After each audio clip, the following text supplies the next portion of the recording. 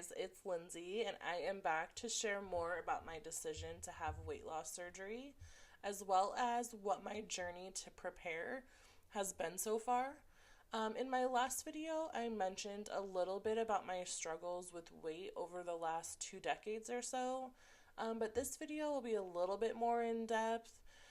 I also want to warn that this video does have a trigger warning again for pregnancy loss. I speak of my experience briefly and how that loss relates to some of my weight issues. So I just want to make sure everyone is prepared for that. Now, here's the thing. You may notice I look a little different than I did in my last video. I thought about doing my makeup and putting my contacts in so that I could present some false filtered version of myself, but I got to thinking that is not what I want this channel to be about. And I do wear makeup every once in a while. I wear my contacts about 50% of the time, but the majority of the time, this is what I look like, and I really don't care. Okay. So that's a lie. I do care. It's terrifying to be putting this stuff out for the whole world to see when I look and feel so awful about myself. However, I have said before, I want to document this entire journey for myself and for anyone else who may be struggling. So if I put some made up version of myself on here for every video, then it would not be truthful. And in all honesty, the fears that I have of what negative things people may say seems a bit silly, because nothing anyone says could be any worse than what I say to myself on a daily basis. So let's just get started. Back in March, I decided to finally bite the bullet and take the steps towards having bariatric surgery. There are several types of weight loss surgeries out there. I ultimately chose the gastric bypass, also known as the Roux-en-Y anastomosis.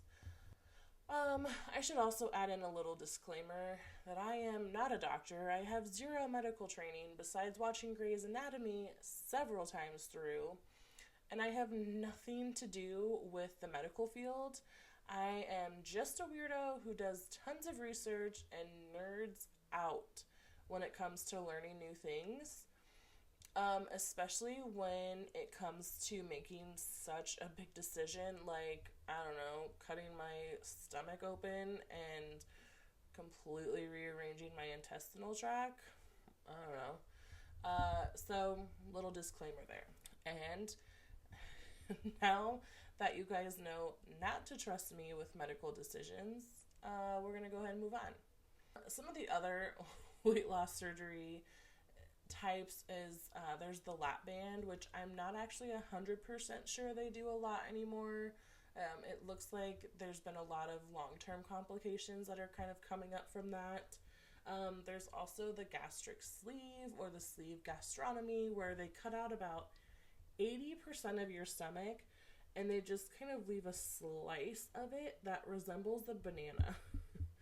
I don't know. The other common one is called the duodenal switch, which in the simplest terms is a mix between the sleeve and the full bypass. I chose the Roux-en-Y or the bypass because the long-term results seem to be a little bit better, and the risk of having to go back in and having what they call is a revision is a little bit lower. I don't want to have one surgery and then have it not work or have issues that result in me having to go back under. This is my first surgery of my entire life, and I do not want to have to go back in again. I also discovered that this one's probably the most common, and my surgeon has a lot of really great outcomes with the bypass. Because I have such a substantial amount of weight to lose, I have a higher chance of success when it comes to reaching my goal weight with the bypass versus some of the other options. A couple fun facts about gastric bypass is they don't remove your stomach like they do with the sleeve and the duodenal switch. With bypass, they kind of just close off all but an egg-sized portion, and then they reroute part of the small intestine to kind of connect to that small egg-sized pouch, and the other part just kind of remains in there, and then they connect another part of your intestine down lower. So essentially, my food will go from that smaller stomach directly into a lower part of my small intestine. And the point of this is, or kind of the goal of it all, is I'm taking my stomach that is about the size of a 2-liter soda bottle and making it the size of an egg. So, one, I eat less, I don't feel hungry near as often, and the food I eat also has a shorter time that it can be absorbed into my system. So I take in less calories, less nutrients. I will have to be on special bariatric vitamins the rest of my life to kind of make up for this deficiency. But I would much rather take vitamins forever than my high blood pressure medication or my cholesterol medication. So, why the heck would I go through all of this? Why would I undergo my very first surgery by doing something so drastic? And I'm really glad that you didn't ask, but I'm going to tell you anyways. The answer is simple. My daughter, my family. I am 35 years old, and I am on several different medications. I have zero energy. I almost pass out walking up the stairs, and I am embarrassed to be seen in public 99% of the time, to the point where it is borderline agoraphobia. Now, trigger warning, after I suffered my pregnancy loss in 2023, my husband and I thought, okay, this awful thing happened, but it's okay. We will get pregnant quickly again. Everything will be great. I was very disconnected or disassociated with my pregnancy loss for a good year, probably. Months went by. We weren't getting pregnant, and the weight just kept piling on. Soon, it had been a year, and there was still no positive test. I was up about 90 pounds without changing any of my eating habits or exercise habits, really. And I finally had some testing done, and I was diagnosed with PCOS and referred to a fertility specialist. And let me tell you, I remember my first fertility appointment so clearly. My husband was on deployment at this point, and my grandmother was staying with me and my daughter, so she went with me to my appointment.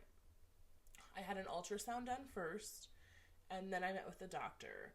As soon as I walked into this doctor's office, he just acted like he was God's gift to women, the world, everything right off the bat. He was so arrogant. The first thing he said to me was, I will not speak with you again until you lose 10 pounds. And by the way, you should lose 50 pounds before carrying a baby. I wish I was making this up. He also goes, oh, and by the way, since you have PCOS, you have to work about 10 times as hard as the average person to lose about half the amount of weight. So I recommend you just go ahead and get weight loss surgery because it's going to be really hard. Which, okay, sounds like great advice. Like, I'm not saying that he wasn't right, but his tone was so demeaning that I left there so upset. I could not believe this doctor was speaking to me like this and making me feel so awful.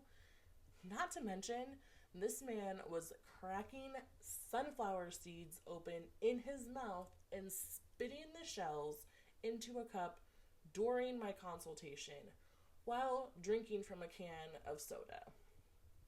I left this appointment feeling so defeated, and I never went back. I didn't actually go to another fertility appointment until we were out of the military, back in Nebraska, and it was probably around the middle of 2021.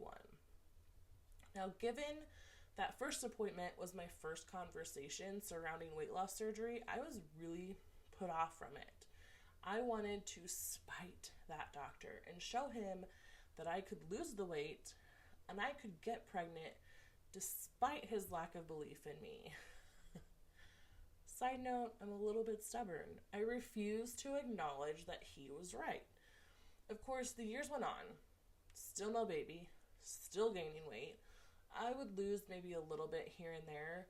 But when I had another fertility appointment in the middle of 2021, my weight was brought up to me again in a much gentler way. I loved that doctor.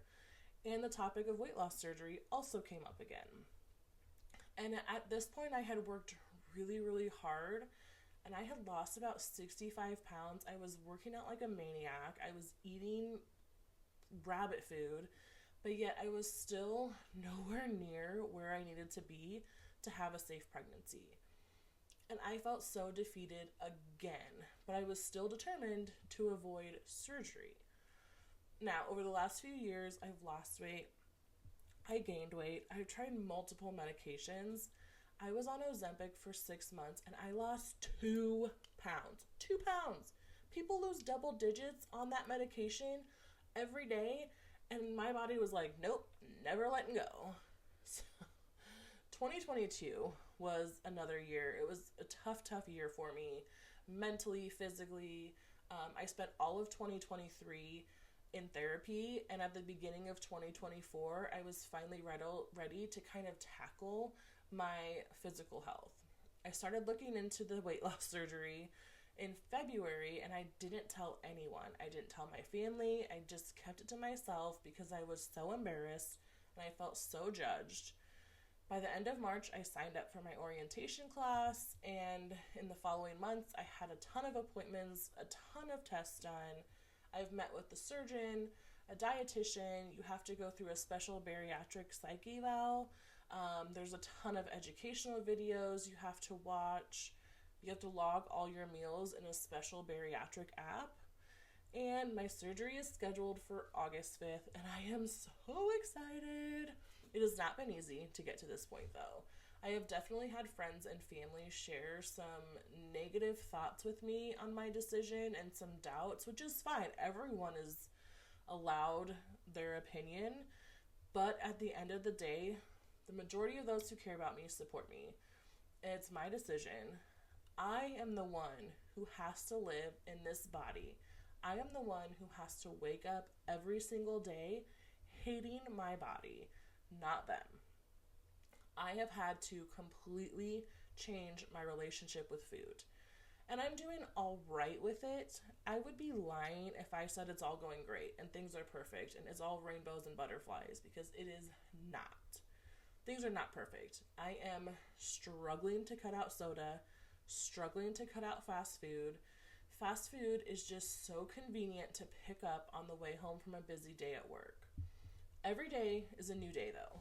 That's what I'm learning. I made a poor choice for breakfast. Okay. I'll make a better choice for lunch. I'll make a better choice for dinner. And that's okay. I've learned all about macros and food tracking and how certain things I eat affect my body, either in a good way or a bad way, how they affect my mood. Now, on the days I struggle, I try to think about my bariatric bucket list. I don't know if that's a thing. I made it up. Maybe it's out there. I don't know.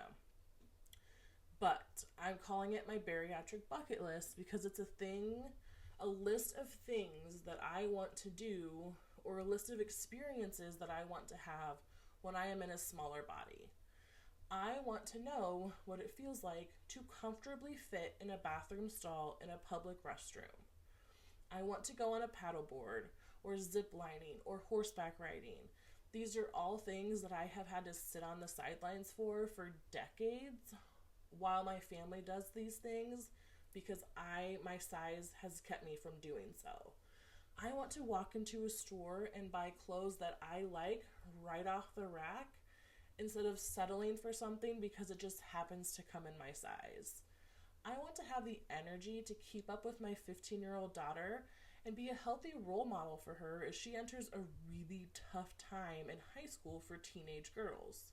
So I encourage you, no matter what you are struggling with at this moment, to make a bucket list for yourself of things you want to do someday, experiences you hope to have. If you take a misstep or you have a bad day, accept it, own it, and move on. Don't make excuses though. You have to own your mistakes. I was stuck making excuses for myself constantly. I learned that I have to accept what happened, look at the behavior that got me to that moment, and then move on. Learn from it, grow from it. If you make excuses, then you're trying to reason and justify why it happened. You're trying to find a reason to make your mistake okay. Excuses allow you to bury your guilt and walk away without learning from them. You have to accept your own fault at some point and then make better choices in the future. Oh, I don't know, what is that saying? Like, life is made up of a million little decisions. Making one poor decision won't derail your progress towards your goal. That's what I'm learning.